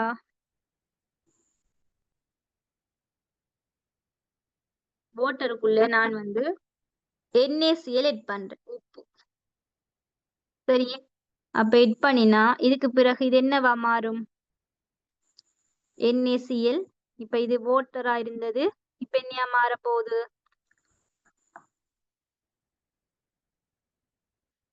NaCl கரைசலா மாறப்போகுது இல்லையா? NaCl கரைசல். அப்ப செல்லுங்க பாப்போம். இப்ப வாட்டரா இருக்கக்குள்ள அது வந்து ஒரு ஃபேஸ்ல தானே இருந்துச்சு, வாட்டர் ஒரு ஃபேஸ். இப்ப இது NaCl இதுக்கு பிறகு கரைச்சது பிறகு ஒரு உப்பு கரைசல் எப்படி இருக்கும்? அதே வாட்டர் மாதிரி தானே இருக்கும், ஆனா அதுக்குள்ள NaCl இருக்கு. விளங்கிட்டா? அப்ப இந்த ஃபேஸ், இப்ப நாம ஃபேஸ் சொன்னா இந்த பிசிக்கலா அத ரெண்டையும் வேறுபடுத்த இயலாது, கெமிக்கலா என்ன செய்யலாம், வேறுபடுத்தலாம். இப்ப பிசிக்கல் அப்பியரன்ஸ்ல பிசிக்கலா வந்து இத பார்த்தா எப்படி இருக்கும்? தண்ணி மாதிரி தான் இருக்கும். அப்ப ரெண்டுமே ஒரு ஃபேஸ்ல தான் இருக்க போகுது. ஃபேஸ், அந்த பிசிக்கல் இதை வச்சுதான் இத நாம சொல்றோம், பிசிக்கலா ஒரு ஃபேஸ்ல தான் இது இருக்க போகுது. விளங்கிட்டா? அதான் மோனோஃபேஸ் என்று சொல்றது. ஓகே, இப்ப இதுக்கு உங்களுக்கு விளங்கிருக்கும். இப்ப பைஃபேஸுக்கு சொல்லுன்னு பாருங்க. பைஃபேஸுக்கு இப்ப இது ஒரு வாட்டர் சரியா? இதுக்குள்ள நான் வீட் ஃப்ளோர் எட் பண்றேன், மாவு, கோதுமை மாவு, வீட் ஃப்ளோர். சரியே, இப்ப இது என்னவா மாற போகுது? ஒரு வீட் ஃப்ளோர் கரைசலா மாற போகுது. என்ன?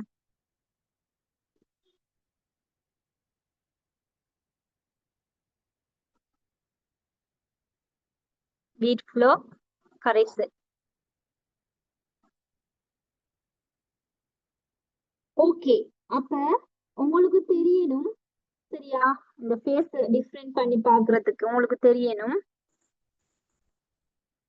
இந்த NaCl உப்பு கரைசலுக்கும் சரியா இந்த வீட் ஃப்ளோ கரைசலுக்கும் என்ன டிஃபரெண்ட், ஒரு பிசிக்கலா பார்க்க போல என்ன டிஃபரெண்ட்டா, இது ரெண்டும் இப்ப உப்பும் தண்ணியும் சேர்ந்தா கூட ஒரு ஃபேஸ்ல தண்ணி மாதிரி தான் இருக்கும் பார்க்க போல.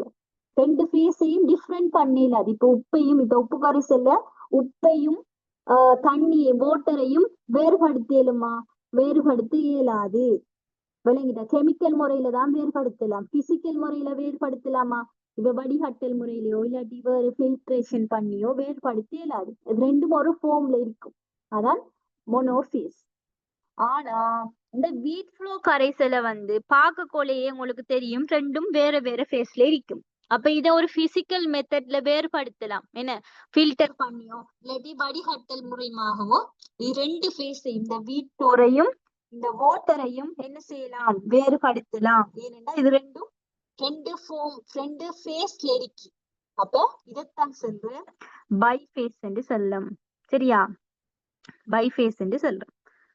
அப்ப உங்களுக்கு கிளியரா இருக்கும் மோனோஃபேஸ் சொன்னா என்ன, பைஃபேஸ் சொன்னா என்னன்னு. விளங்கிட்டா விஷயம்? கிளியரா? ஓகே, அப்ப நாம மோனோஃபேஸ் பைஃபேஸ் இதெல்லாம் உங்களுக்கு மிச்சம் தெளிவா விளங்கணும்ங்கிறதுக்கு தான் இவ்வளவு கிளியரா விளங்கப்படுது. ஏன்னா இதுக்கு பிறகு இதெல்லாம் இப்படி எக்ஸ்பிளைன் பண்ணிக்கு நிக்க மாட்டோம். ஏன்னா இன்றைக்கு படிக்கிறதா நீங்க பைஃபேஸ் நீங்க பார்மசி முடியங்காட்டிலும் நீங்க படிக்கிறதுக்கு இன்றைக்கு படிக்கிற டெபினிஷன் தான் தேவைப்பட போகுங்கிறதால மிச்சம் டீப்பா கிளியரா எக்ஸ்பிளைன் பண்றேன். இதுக்கு பிறகு நான் ஒரு கிளாஸ்லயும் பைஃபேஸ் என்ன மோனோஃபேஸ் என்ன இப்படி எக்ஸ்பிளைன் பண்ணிக்கு நிக்க மாட்டேன். பைஃபேஸ் போயிட்டு இருப்பேன். ஏன்னா இங்க படிக்கிற விஷயம் அங்க அப்ளை ஆகுங்கிறதால. சரியே? ஓகே, அப்ப அதெல்லாம் ஃபர்ஸ்ட் 2 கிளாஸஸ் உங்களுக்கு இந்த கிளாஸஸ் எல்லாம் கொஞ்சம் ஒவ்வொரு விஷயத்தையும் மிச்சம் டீப்பா வந்து எக்ஸ்பிளைன் பண்ணக்கூடிய மாதிரி இருக்கும். ஏன்னா இந்த டேர்ம்ஸ் எல்லாம் உங்களுக்கு பின்னுக்கு தேவைங்கிறதால. அப்ப இதுக்கு பிறகு நான் பைஃபேஸ் மோனோஃபேஸ் என்று சொல்றதுல உங்களுக்கு குழப்பம் இருக்காது. ஒரு ஃபேஸ்ல இருந்தா அது வந்து என்ன பை ஃபேஸ். ரெண்டு ஃபேஸ் பிசிக்கலா ரெண்டையும் வேறுபடுத்த இயலுமா இருந்துச்சுன்னு சொன்னா அது ரெண்டும் பை ஃபேஸ்ல இருக்க போகுது. சரி, ஓகே. அப்ப அடுத்த விஷயம், அப்ப எல்டிஎஃப்ல சில டோசேஜ் ஃபார்ம்ஸ் வந்து மோனோபேசிக்ல இருக்கும், சிலதுகள் வந்து பைபேசிக்ல இருக்க போகுது. ஓகே, அடுத்த விஷயம் ஸ்டெபிலிட்டி. ஸ்டெபிலிட்டி என்று சொன்னா உறுதித்தன்மை. சொல்லுங்க பாப்போம். இப்ப உங்களோட வீட்டுல ஒரு டேப்லெட் நீங்க வச்சுக்கொள்றதுக்கும் ஒரு இன்சுலின் மருந்து, இது நீங்க தெரிஞ்சிருக்கோ தெரியலையோ தெரியாது, இல்லாட்டி ஒரு சிரப் மருந்து, சரியா? இது ரெண்டையும் வச்சுக்கொள்றதுக்கு என்ன டிஃப்ரெண்ட்? எது கூட காலம் இருக்கும்? இப்ப டேப்லெட்ஸ் வந்து கூட காலம் நம்மளோட ரூம் டெம்பரேச்சர்ல இருக்குமா, இல்லாட்டி சிரப்ஸ் வந்து இருக்குமா? சொல்லுங்க பாப்போம், உங்களோட ஆன்சர் என்ன?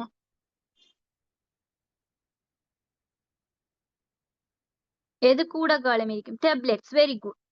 ஏன் வந்து சிரப்ஸ் கூட காலம் நம்மட ஒரு ரூம் டெம்பரேச்சர்ல வச்சுக்கொள்ள இயலாது? என்ன ரீசன் இருக்கும்? என்ன ரீசன் சொல்லுங்க, யோசிங்க. இதெல்லாம் யோசிச்சு யோசிச்சு படிக்க கொள்ள மிச்சம் இன்ட்ரெஸ்ட் இருக்கும் ஒவ்வொன்று.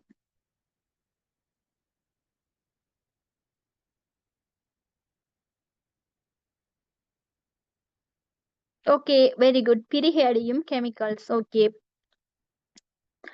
என்ன விஷயம் என்று சொன்னா, இப்ப டேப்லெட்ஸ் வந்து ஒரு சாலிட் டோசேஜ் ஃபார்ம் இல்லையா? Solid dosage form tablets. Tablets வந்து ஒரு சாலிட் டோசேஜ் ஃபார்ம்ல இருக்கும். ஒரு பல்காகவோ இல்லாட்டி ஒரு ஸ்ட்ரிப்ஸ்ல இல்லாட்டி பிளிஸ்டர் பேக்ல இருக்கும் அது. ஓகே, ஆனா சிரப்பை வந்து நாம ஓபன் பண்ணிட்டு வச்சிக்க கொள்ள ஒரு போத்தல்ல தான் வச்சிக்க போறோம் ரூம் டெம்பரேச்சர்ல, சரியா? ஏன் வந்து சிரப்ஸ் இல்லாட்டி ஒரு லிக்விட் டோசேஜ் ஃபார்ம்ஸ வந்து கூட காலம் வச்சுக்கொள்ள இயலாதுன்னு கேட்டா, இப்ப நீங்க சொல்லுங்க பாப்போம். மைக்ரோ ஆர்கானிசம்ஸ் வந்து growth ஆகுறதுக்கு என்னென்ன ஃபெக்டர்ஸ் தேவை என்று பார்த்தோம்டா, அதுக்கு முக்கியமான ஃபெக்டர்ஸ் வந்து வாட்டர். மைக்ரோ ஆர்கானிசம்ஸ் இப்போ ஒரு பாக்டீரியா growth ஆகுறதுக்கு என்னென்ன காரணிகள் தேவைன்னு கேட்டா, ஒன்று வாட்டர், அடுத்தது ஆக்சிஜன், அடுத்தது ஹியூமிடிட்டி, அப்படி சில ரீசன்ஸ் ஃபெக்டர்ஸ் இருக்கு. அதுல முக்கியமான வாட்டருங்கிறது வந்து எதுல இருக்குமென்னு கேட்டா லிக்விட் டோசேஜ் ஃபார்ம்ஸ்ல இருக்கு, சொல்லிட விட. விளங்கிட்டா? அப்ப இந்த ஒரு மைக்ரோ ஆர்கானிசம்ஸ் வந்து எதுல போய் growth ஆக விரும்பும்னு கேட்டா இந்த லிக்விட் டோசேஜ் ஃபார்ம்ஸ்ல தான் growth ஆக விரும்பும். இந்த சொலிட விட. சொலிட்ல வாட்டர் கண்டென்ட் குறைவு, ஆனா லிக்விட்ல வாட்டர் கண்டென்ட் கூட.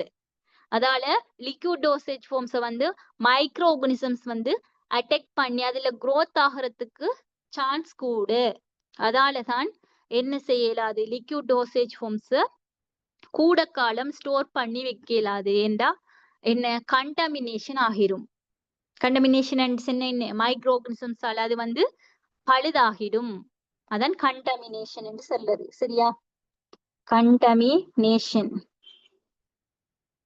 இதெல்லாம் கொஞ்சம் நியூ வேர்ட்ஸ் இருக்கும் உங்களுக்கு, பிறகு பிறகு பழகிரும். கண்டாமினேஷன் ஆகிறதுக்குரிய சான்ஸ், மைக்ரோ ஆர்கானிசம்ஸ் போய் இதுல வளர்ச்சி அடைந்து அது ஒரு பழுதாகிற நிலைமை, கண்டாமினேஷன் ஆகிறதுக்குரிய கண்டிஷனுக்கு போயிரும். அதால என்ன செய்யலாது, லிக்விட் டோசேஜ் ஃபார்ம்ஸ கூடுதலான காலத்துக்கு ஸ்டோர் பண்ண முடியாது, சொல்லிட வந்து வைக்கலாம், சரியா? அப்ப என்ன விஷயம்டா, ஸ்டெபிலிட்டி, உறுதிப்பாடு. அப்ப உறுதிப்பாடு எதுக்கு கூட என்று கேட்டம் என்று சொன்னா, உறுதித்தன்மை எதுக்கு கூட என்று சொன்னா சொலிடுக்கு தான் கூட, லிக்விட விட. விளங்கிட்டா? அப்ப அந்த விஷயம் சொல்றாங்க பாருங்க, less stable than oral solid dosage forms. அப்ப லிக்விட் டோசேஜ் ஃபார்ம்ஸ் எடுத்துக்கொண்டா லெஸ் ஸ்டேபிளா இருக்கும், ஸ்டெபிலிட்டி குறைவு. எதை விட குறைவு?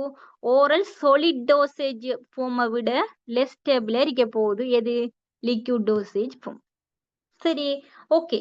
அடுத்த விஷயம் பார்ப்போம். இது ரெண்டும் கிளியர் என்று நினைக்கிறேன். அடுத்த விஷயம் பார்ப்போம், rapid onset action other than the oral solid dosage form. Okay, என்ன விஷயம் என்றா இதுக்கு ஒரு எக்ஸாம்பிள் சொல்றேன் பாருங்க. இப்போ உங்களுக்கு ஒரு கேஸ்ட்ரிக் வந்து உங்களுக்கு கெஸ்ட்ரைட்டிஸ் இருந்தா அது கூடிட்டு நல்ல உரமா கூடிட்டு ஒரு வொமிட் வர கண்டிஷனுக்கு இருக்கு. அப்ப அந்த ஒரு எமர்ஜென்சியா ஒரு உங்களுக்கு ஒரு நோய் வந்து கூடுதலாக வேர்ஸ் ஆகுற சந்தர்ப்பத்துல நீங்க டேப்லெட்டுக்கு போவீங்களா இல்லாட்டி ஒரு சிரப்புக்கு போவீங்களா? சிரப் எடுக்க விரும்புவீங்களா இல்லாட்டி டேப்லெட் எடுக்க விரும்புவீங்களா? சொல்லுங்க அப்ப என்ன விஷயம் என்று விளங்கிட்டேன் நான் கேக்குறது. இப்ப ஒரு டிசீஸ் கண்டிஷன் நல்ல வேர்ஸ் ஆகுற ஒரு சந்தர்ப்பத்துல டேப்லெட் போட்டுக்கு நிக்க பாப்பீங்களா இல்லாட்டி சிரப் எடுக்க பாப்பீங்களா? Okay, syrup. ஏன்னு சொல்லுங்க அப்போ. சொல்லுங்க, இப்ப நீங்க ஏன் சிரப் எடுக்கல, என்ன ரீசன்? டேப்லெட்டை விட்டுட்டு ஏன் சிரப் எடுக்க? இப்ப நார்மலா உங்களுக்கு ஒரு ஜெனரல் நாலேஜ் படி உங்களுக்கு இப்ப கெஸ்ட்ரைட்டிஸுக்கு டேப்லெட்ஸ் இருக்கு, ஒமிப்ரசோல் இருக்கு, ஒமிப்ரசோல் இருக்கு. அதோட இப்ப சிரப்ல வந்து கெவிஸ்கோன் பானி மருந்து சிரப்பால சஸ்பென்ஷன் இருக்கு. சரியா? இப்ப உங்களோட கண்ணுக்கு முன்னுக்கு 2 மருந்து இருக்கு, ஒமிப்ரசோலும் இருக்கு, உங்களோட கண்ணுக்கு முன்னுக்கு கெவிஸ்கோன் பானி மருந்தும் இருக்கு. நீங்க எதை சாய்ஸ் பண்ணுவீங்க என்று கேட்டா, இப்ப உங்களுக்கு கெஸ்ட்ரிக் உறக்குற சந்தர்ப்பம் நல்லா உரத்து ஒரு வொமிட் வருது, வகுத்துக்குள்ள ஃபுல்லா பத்துது எரியுது, அந்த சந்தர்ப்பத்துல நீங்க ஒமிப்ரசோல் டேப்லெட்டுக்கு போவீங்களா கெவிஸ்கோன் சிரப்புக்கு போவீங்களா? நார்மலா நீங்க என்ன செய்வீங்க? நீங்க பார்மசி பத்தி ஒரு நாலேஜ் இல்லாத ஒரு ஆள் என்றாலும் எதுக்கு போவீங்க? Okay, Gaviscon. Very good. ஏன், என்ன ரீசன்? இப்ப இன்னொரு ஆள் கேட்காங்க, உங்கள்ட்ட கேட்காங்க ஏன் இப்ப ஒமிப்ரசோல் டேப்லெட் எடுக்காம நீங்க, okay very good, quick answer பண்ணும். ஓகே, அப்ப உங்களுக்கு தெரியும், உங்களுக்கு இதுக்குரிய ரீசன் தெரியாட்டியும் தெரியும், குயிக்கா டேப்லெட்டை விட என்ன கெவிஸ்கோன் இது வந்து குயிக் ஆன்சர் பண்ணும். ஏன் குயிக் ஆன்சர் பண்ணும் என்கிற விஷயத்தை தான் நாம இப்ப பார்மசி படிக்க வந்ததால படிக்க போறோம். இதுக்கு முதல்ல உங்களுக்கு என்ன ரீசன் தெரியாம குயிக் ஆன்சர் பண்ணும் என்கிற விஷயம் தான் இப்ப தெரியும். இப்ப வரைக்கும் உங்களுக்கு நீங்க பார்மசி படிச்ச பிள்ளைகளா இருந்தா அதுக்குரிய நாலேஜ் இருந்தா இப்ப உங்களுக்கு தெரியும் ஏன் குயிக் ஆன்சர் பண்ணும் என்கிற விஷயத்த சொல்ல போறேன். சரி, இப்ப பாப்போம். ஒரு டெப்லெட் எடுத்த மெடிசன்னா இப்ப ஒரு ஃபெமோட்டிடின், சரியா? ஃபெமோட்டிடின் எடுப்போம். அது வந்து என்ன செய்யும், நாம ஓரல் அடுத்த மெடிசன்னா இப்ப ஃபெமோட்டிடின் டெப்லெட் எடுக்க வேண்டா, ஓரல் அடுத்தா அது போய் என்ன செய்யும், நம்மட ஸ்டொமக்குள்ள போய் கரையும். என்ன, அதுக்குள்ள இருக்கிற இதுல கெஸ்ட்ரிக் ஜூஸ்ல வந்து கரைஞ்சதுக்கு பிறகுதான் என்ன செய்ய போகுது, பிளட்டுக்குள்ள போய் அதுக்கு பிறகு ஆன்சர் பண்ண போகுது. அப்ப நம்ம ஓரல் எடுத்து அது போய் கரைஞ்சி அதுக்கு பிறகு ஆன்சர் பண்றதுக்கு ஒரு டைம் எடுக்கும், ஒரு மேக்சிமம் ஒரு 30 மினிட்ஸ் என்று வைப்போம். இவ்வளவு நடக்கிறதுக்கு 30 மினிட்ஸ் எடுக்கும். இதே விஷயம் நாம ஒரு பானி மருந்து எடுக்க வேண்டாம், ஒரு கெவிஸ்கோன் எடுக்க வேண்டாம், அது என்ன நடக்கும், நாம ஓரல் எடுக்க கொள்ள அதுவும் ஓரல்ல தானே எடுக்க போறோம். சரியா? அது எப்படி எடுக்கும், லிக்யூட்ல ஃபார்ம்ல எடுக்கும். அதாவது இது போய் டிசால்வ் ஆகி அதுக்கு பிறகுதான் போகுது பிளட்டுக்குள்ள. ஆனா இது ஏற்கனவே டிசால்வ் ஆகி பானியா இருக்கி. அப்ப இதை எடுத்த வேண்டா, இது போய் இந்த மருந்து போய் என்ன செய்ய தேவையில்ல, கரைய தேவையில்ல, டிரெக்டாவே என்ன செய்யும், பிளட்டுக்குள்ள போகும். அப்ப இதுக்கு எடுக்கிற நேரம் வந்து குறைவு. இப்ப இதுக்கு ஒரு 30 மினிட்ஸ் எடுத்தா இது ஒரு 5 மினிட்ஸ்லயே பிளட்ல போய் என்ன செய்யும், அதோட ரியாக்ஷனை காட்டும். விளங்கிட்டா? அதுக்காகத்தான் நாம லிக்யூட் டோசேஜ் ஃபார்ம எடுக்கிற. விளங்கிட்டா? ஈஸியா இப்ப என்ன நம்மளுக்கு குயிக்கா வந்து ஆன்சர் பண்ணணும், ஒரு குயிக்கா ஒரு ரிலீஃப் தேவைங்கிற சந்தர்ப்பத்துல நாம ஒரு டேப்லெட்டை போட்டுக்கு நிக்க தேவையில்லை. எக்ஸாம்பிளுக்கு ஒரு ஹார்ட் அட்டாக் வந்த பேஷண்ட்டுக்கு இதுக்கு சொல்லுங்க பாப்போம். ஒரு பேஷண்ட்டுக்கு ஹார்ட் அட்டாக் வந்துட்டு இப்ப ஹாஸ்பிட்டலுக்கு கொண்டு போறோம். அவர் உயிருக்கு உயிர் பிழைக்கக்கூடிய ஒரு டோசேஜ் ஃபார்ம்ஸ் அவருக்கு தேவை, ஒரு ட்ரக் தேவை. அப்ப அவருக்கு நாம டெப்லெட்டை கொடுத்துக்கு நிக்கிறேன் நல்லம்மா, இல்லாட்டி ஒரு எக்ஸாம்பிளுக்கு செல்லுவோம். இப்ப ஒருத்தருக்கு ஹார்ட் அட்டாக் வந்துட்டு சரியா, இப்ப டிகோக்சின்ங்கிற ஒரு ட்ரக்கை வந்து நாம அவருக்கு அடிக்கலாம். இல்லாட்டி எட்ரினலின், சரியா, ஹார்ட் அட்டாக் கொடுக்கறது எட்ரினலின், டிகோக்சினை விட்டுட்டு எட்ரினலின் எடுப்போம். எட்ரினலின்ங்கிற ஒரு ட்ரக்கை கொடுத்தா அவரை நாம காப்பாத்தலாம் என்று ஒரு டாக்டர் சிலர்.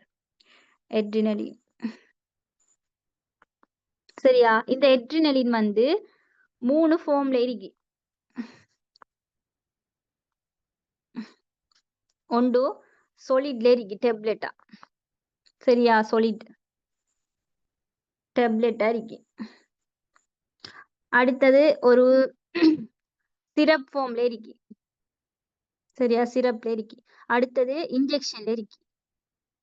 இன்ஜெக்ஷன்ல இருக்கு. நீங்க எதை செலக்ட் பண்ணுவீங்க? இப்ப ஹார்ட் அட்டாக் வந்து பேஷண்ட்டுக்கு injection. Very good. Okay, injection select பண்றீங்க. அப்ப உங்களோட செலெக்ஷன் வந்து எதை வச்சு இருக்கு என்று சொன்னா அந்த கண்டிஷனை வச்சு இருக்கு இல்லையா. இப்ப இவருக்கு ஹார்ட் அட்டாக் வந்த பேஷண்ட்டுக்கு ஒரு டெப்லெட்டை போட்டுக்கோ ஒரு அரை மணி நேரம் காத்துக்கு இருக்கிற நிலைமை இல்லை. அதுக்கடையில அவர் என்ன டெத் ஆகிடுவார். இல்லாட்டி ஒரு சிறப்பை கொடுத்து 5-10 நிமிஷம் காத்து கேட்கிற வேண்டிய நிலைமை இல்லை. அப்ப குயிக் ஒன்செட் ஆஃப் ஆக்ஷன், குயிக்கான ஒரு ஆக்ஷன் தேவை. ஒரு 1 மினிட் 2 மினிட்ஸுக்குள்ள ஆக்ஷன் தேவை என்கிற சந்தர்ப்பத்துல இன்ஜெக்ஷனுக்கு போவோம். விளங்கிட்டா? அப்ப எந்த இது ஆக்ஷன் வந்து எவ்வளவு குயிக்கா தேவைங்கிறத வச்சுதான் அந்த டோசேஜ் ஃபார்ம்ஸை வந்து உருவாக்கி வச்சுக்காங்க. இப்ப எக்ஸாம்பிளுக்கு ஏன் டோசேஜ் ஃபார்ம்ஸ் வந்து வேற வேற வகையா வந்துச்சு, ஏன் தேவைப்பாடு வந்துச்சுண்டா இப்ப ஏன் என்று கேட்டோம்னா இந்த ரீசன் தான். விளங்கிட்டா? இப்ப அவசர தேவைக்கு இப்ப இப்ப பாராசிட்டமோல்ங்கிறது இன்ஜெக்ஷன்லயும் இருக்கு. விளங்கிட்டா? இப்ப இந்த இப்ப சல்பியூட்டமோல் எக்ஸாம்பிளுக்கு, சல்பியூட்டமோல் என்னென்ன டோசேஜ் ஃபார்ம்ஸ்ல இருக்குன்னு பார்த்தோம்னா டெப்லெட்ல இருக்கு, சரியா, இன்ஹேலர்ஸ் பம்ப், அஸ்மாக்கு அடிப்பாங்களே பம்ப், அந்த பம்ப்ல இருக்கு, அதோட இன்ஜெக்ஷன்ல இருக்கு. மூச்சு உரமாகி ஹாஸ்பிட்டலுக்கு போற சந்தர்ப்பத்துல சல்பியூட்டமோல் இன்ஜெக்ஷன் அடிப்பாங்க. அவங்க பம்ப் பாவிச்சிட்டு இந்த குளிசி அந்நேரம் கொடுத்துக்கு நிக்கலாது, இல்லாட்டி இன்ஹேலர் பாவிக்க இயலாது. விளங்கிட்டா? அந்தந்த சந்தர்ப்பம், அதாவது எவ்வளவு குயிக்கா வந்து ஆஹ் அந்த தேவைப்பாடு ஆக்ஷன் தேவைப்பாடு வருதோ அதுக்கேற்ற மாதிரி டோசேஜ் ஃபார்ம்ஸ் வந்து செலக்ட் பண்ணுவாங்க. விளங்கிட்டா அந்த விஷயம்? இப்ப சல்பியூட்டமோல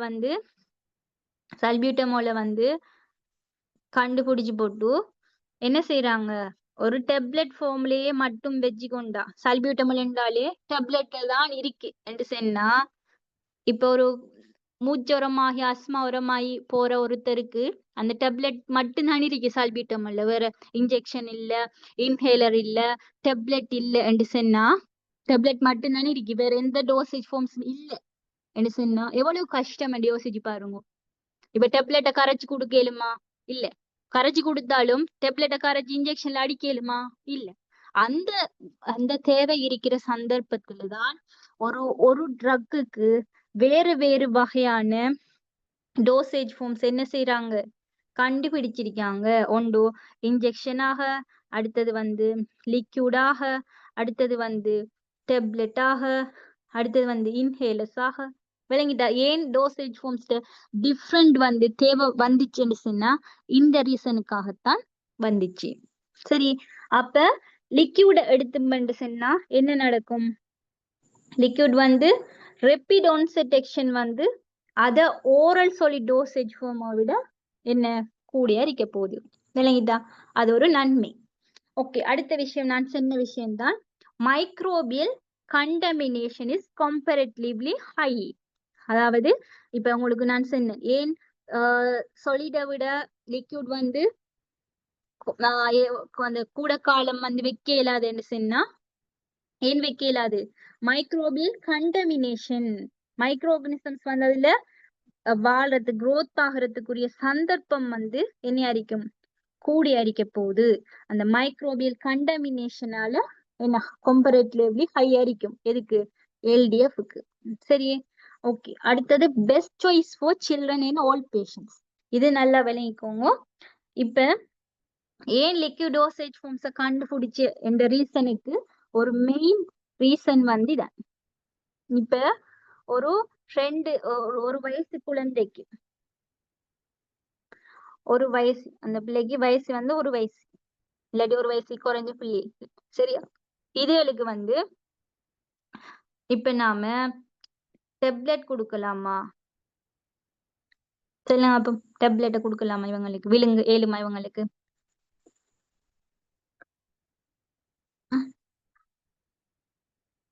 விழுங்க இயலாது என்ன? அதாலதான் என்ன செய்யறாங்கன்னு சொன்னா, இவங்களுக்கு டெப்லெட்டை விழுங்குற ஃபார்முக்கு, சாரி,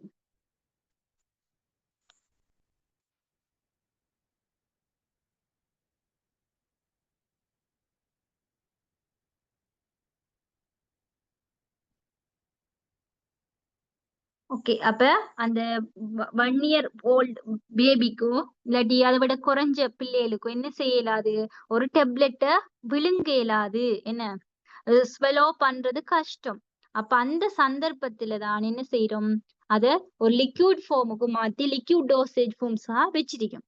விளங்கிட்டா? இப்ப ஏன் பாராசிட்டமால் டெப்லெட் மட்டும் கண்டுபிடிச்சதோட நிக்கல, ஏன் பாராசிட்டமால் சிரப் கண்டுபிடிச்சேன்னு சொன்னா, இப்ப சின்ன பிள்ளைகளுக்கு பாராசிட்டமால் டெப்லெட் கொடுக்க இயலாது, அவங்களால விழுங்க இயலாதுங்கிறதுக்காக சிரப் ஃபார்ம்ல கண்டுபிடிச்சு வச்சுக்கேன். அப்ப அவங்களுக்கு பாராசிட்டமால சிரப் ஃபார்ம்ல கொடுத்தா ஓகே.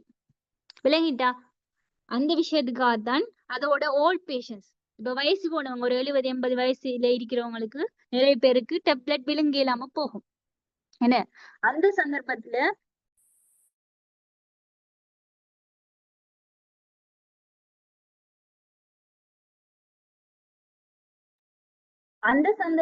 விழுங்க இயலாத சந்தர்ப்பத்துல அவங்களுக்கும் இந்த லிக்யூட் டோசேஜ் ஃபார்ம்ஸ் வந்து ஈஸியா என்ன செய்யும், விழுங்கக்கூடிய மாதிரி இருக்கும் என்கிறதுக்காகத்தான் என்ன செஞ்சிருக்கே, இந்த லிக்யூட் டோசேஜ் ஃபார்ம்ஸை வந்து கண்டுபிடிச்சு வச்சிருக்காங்க.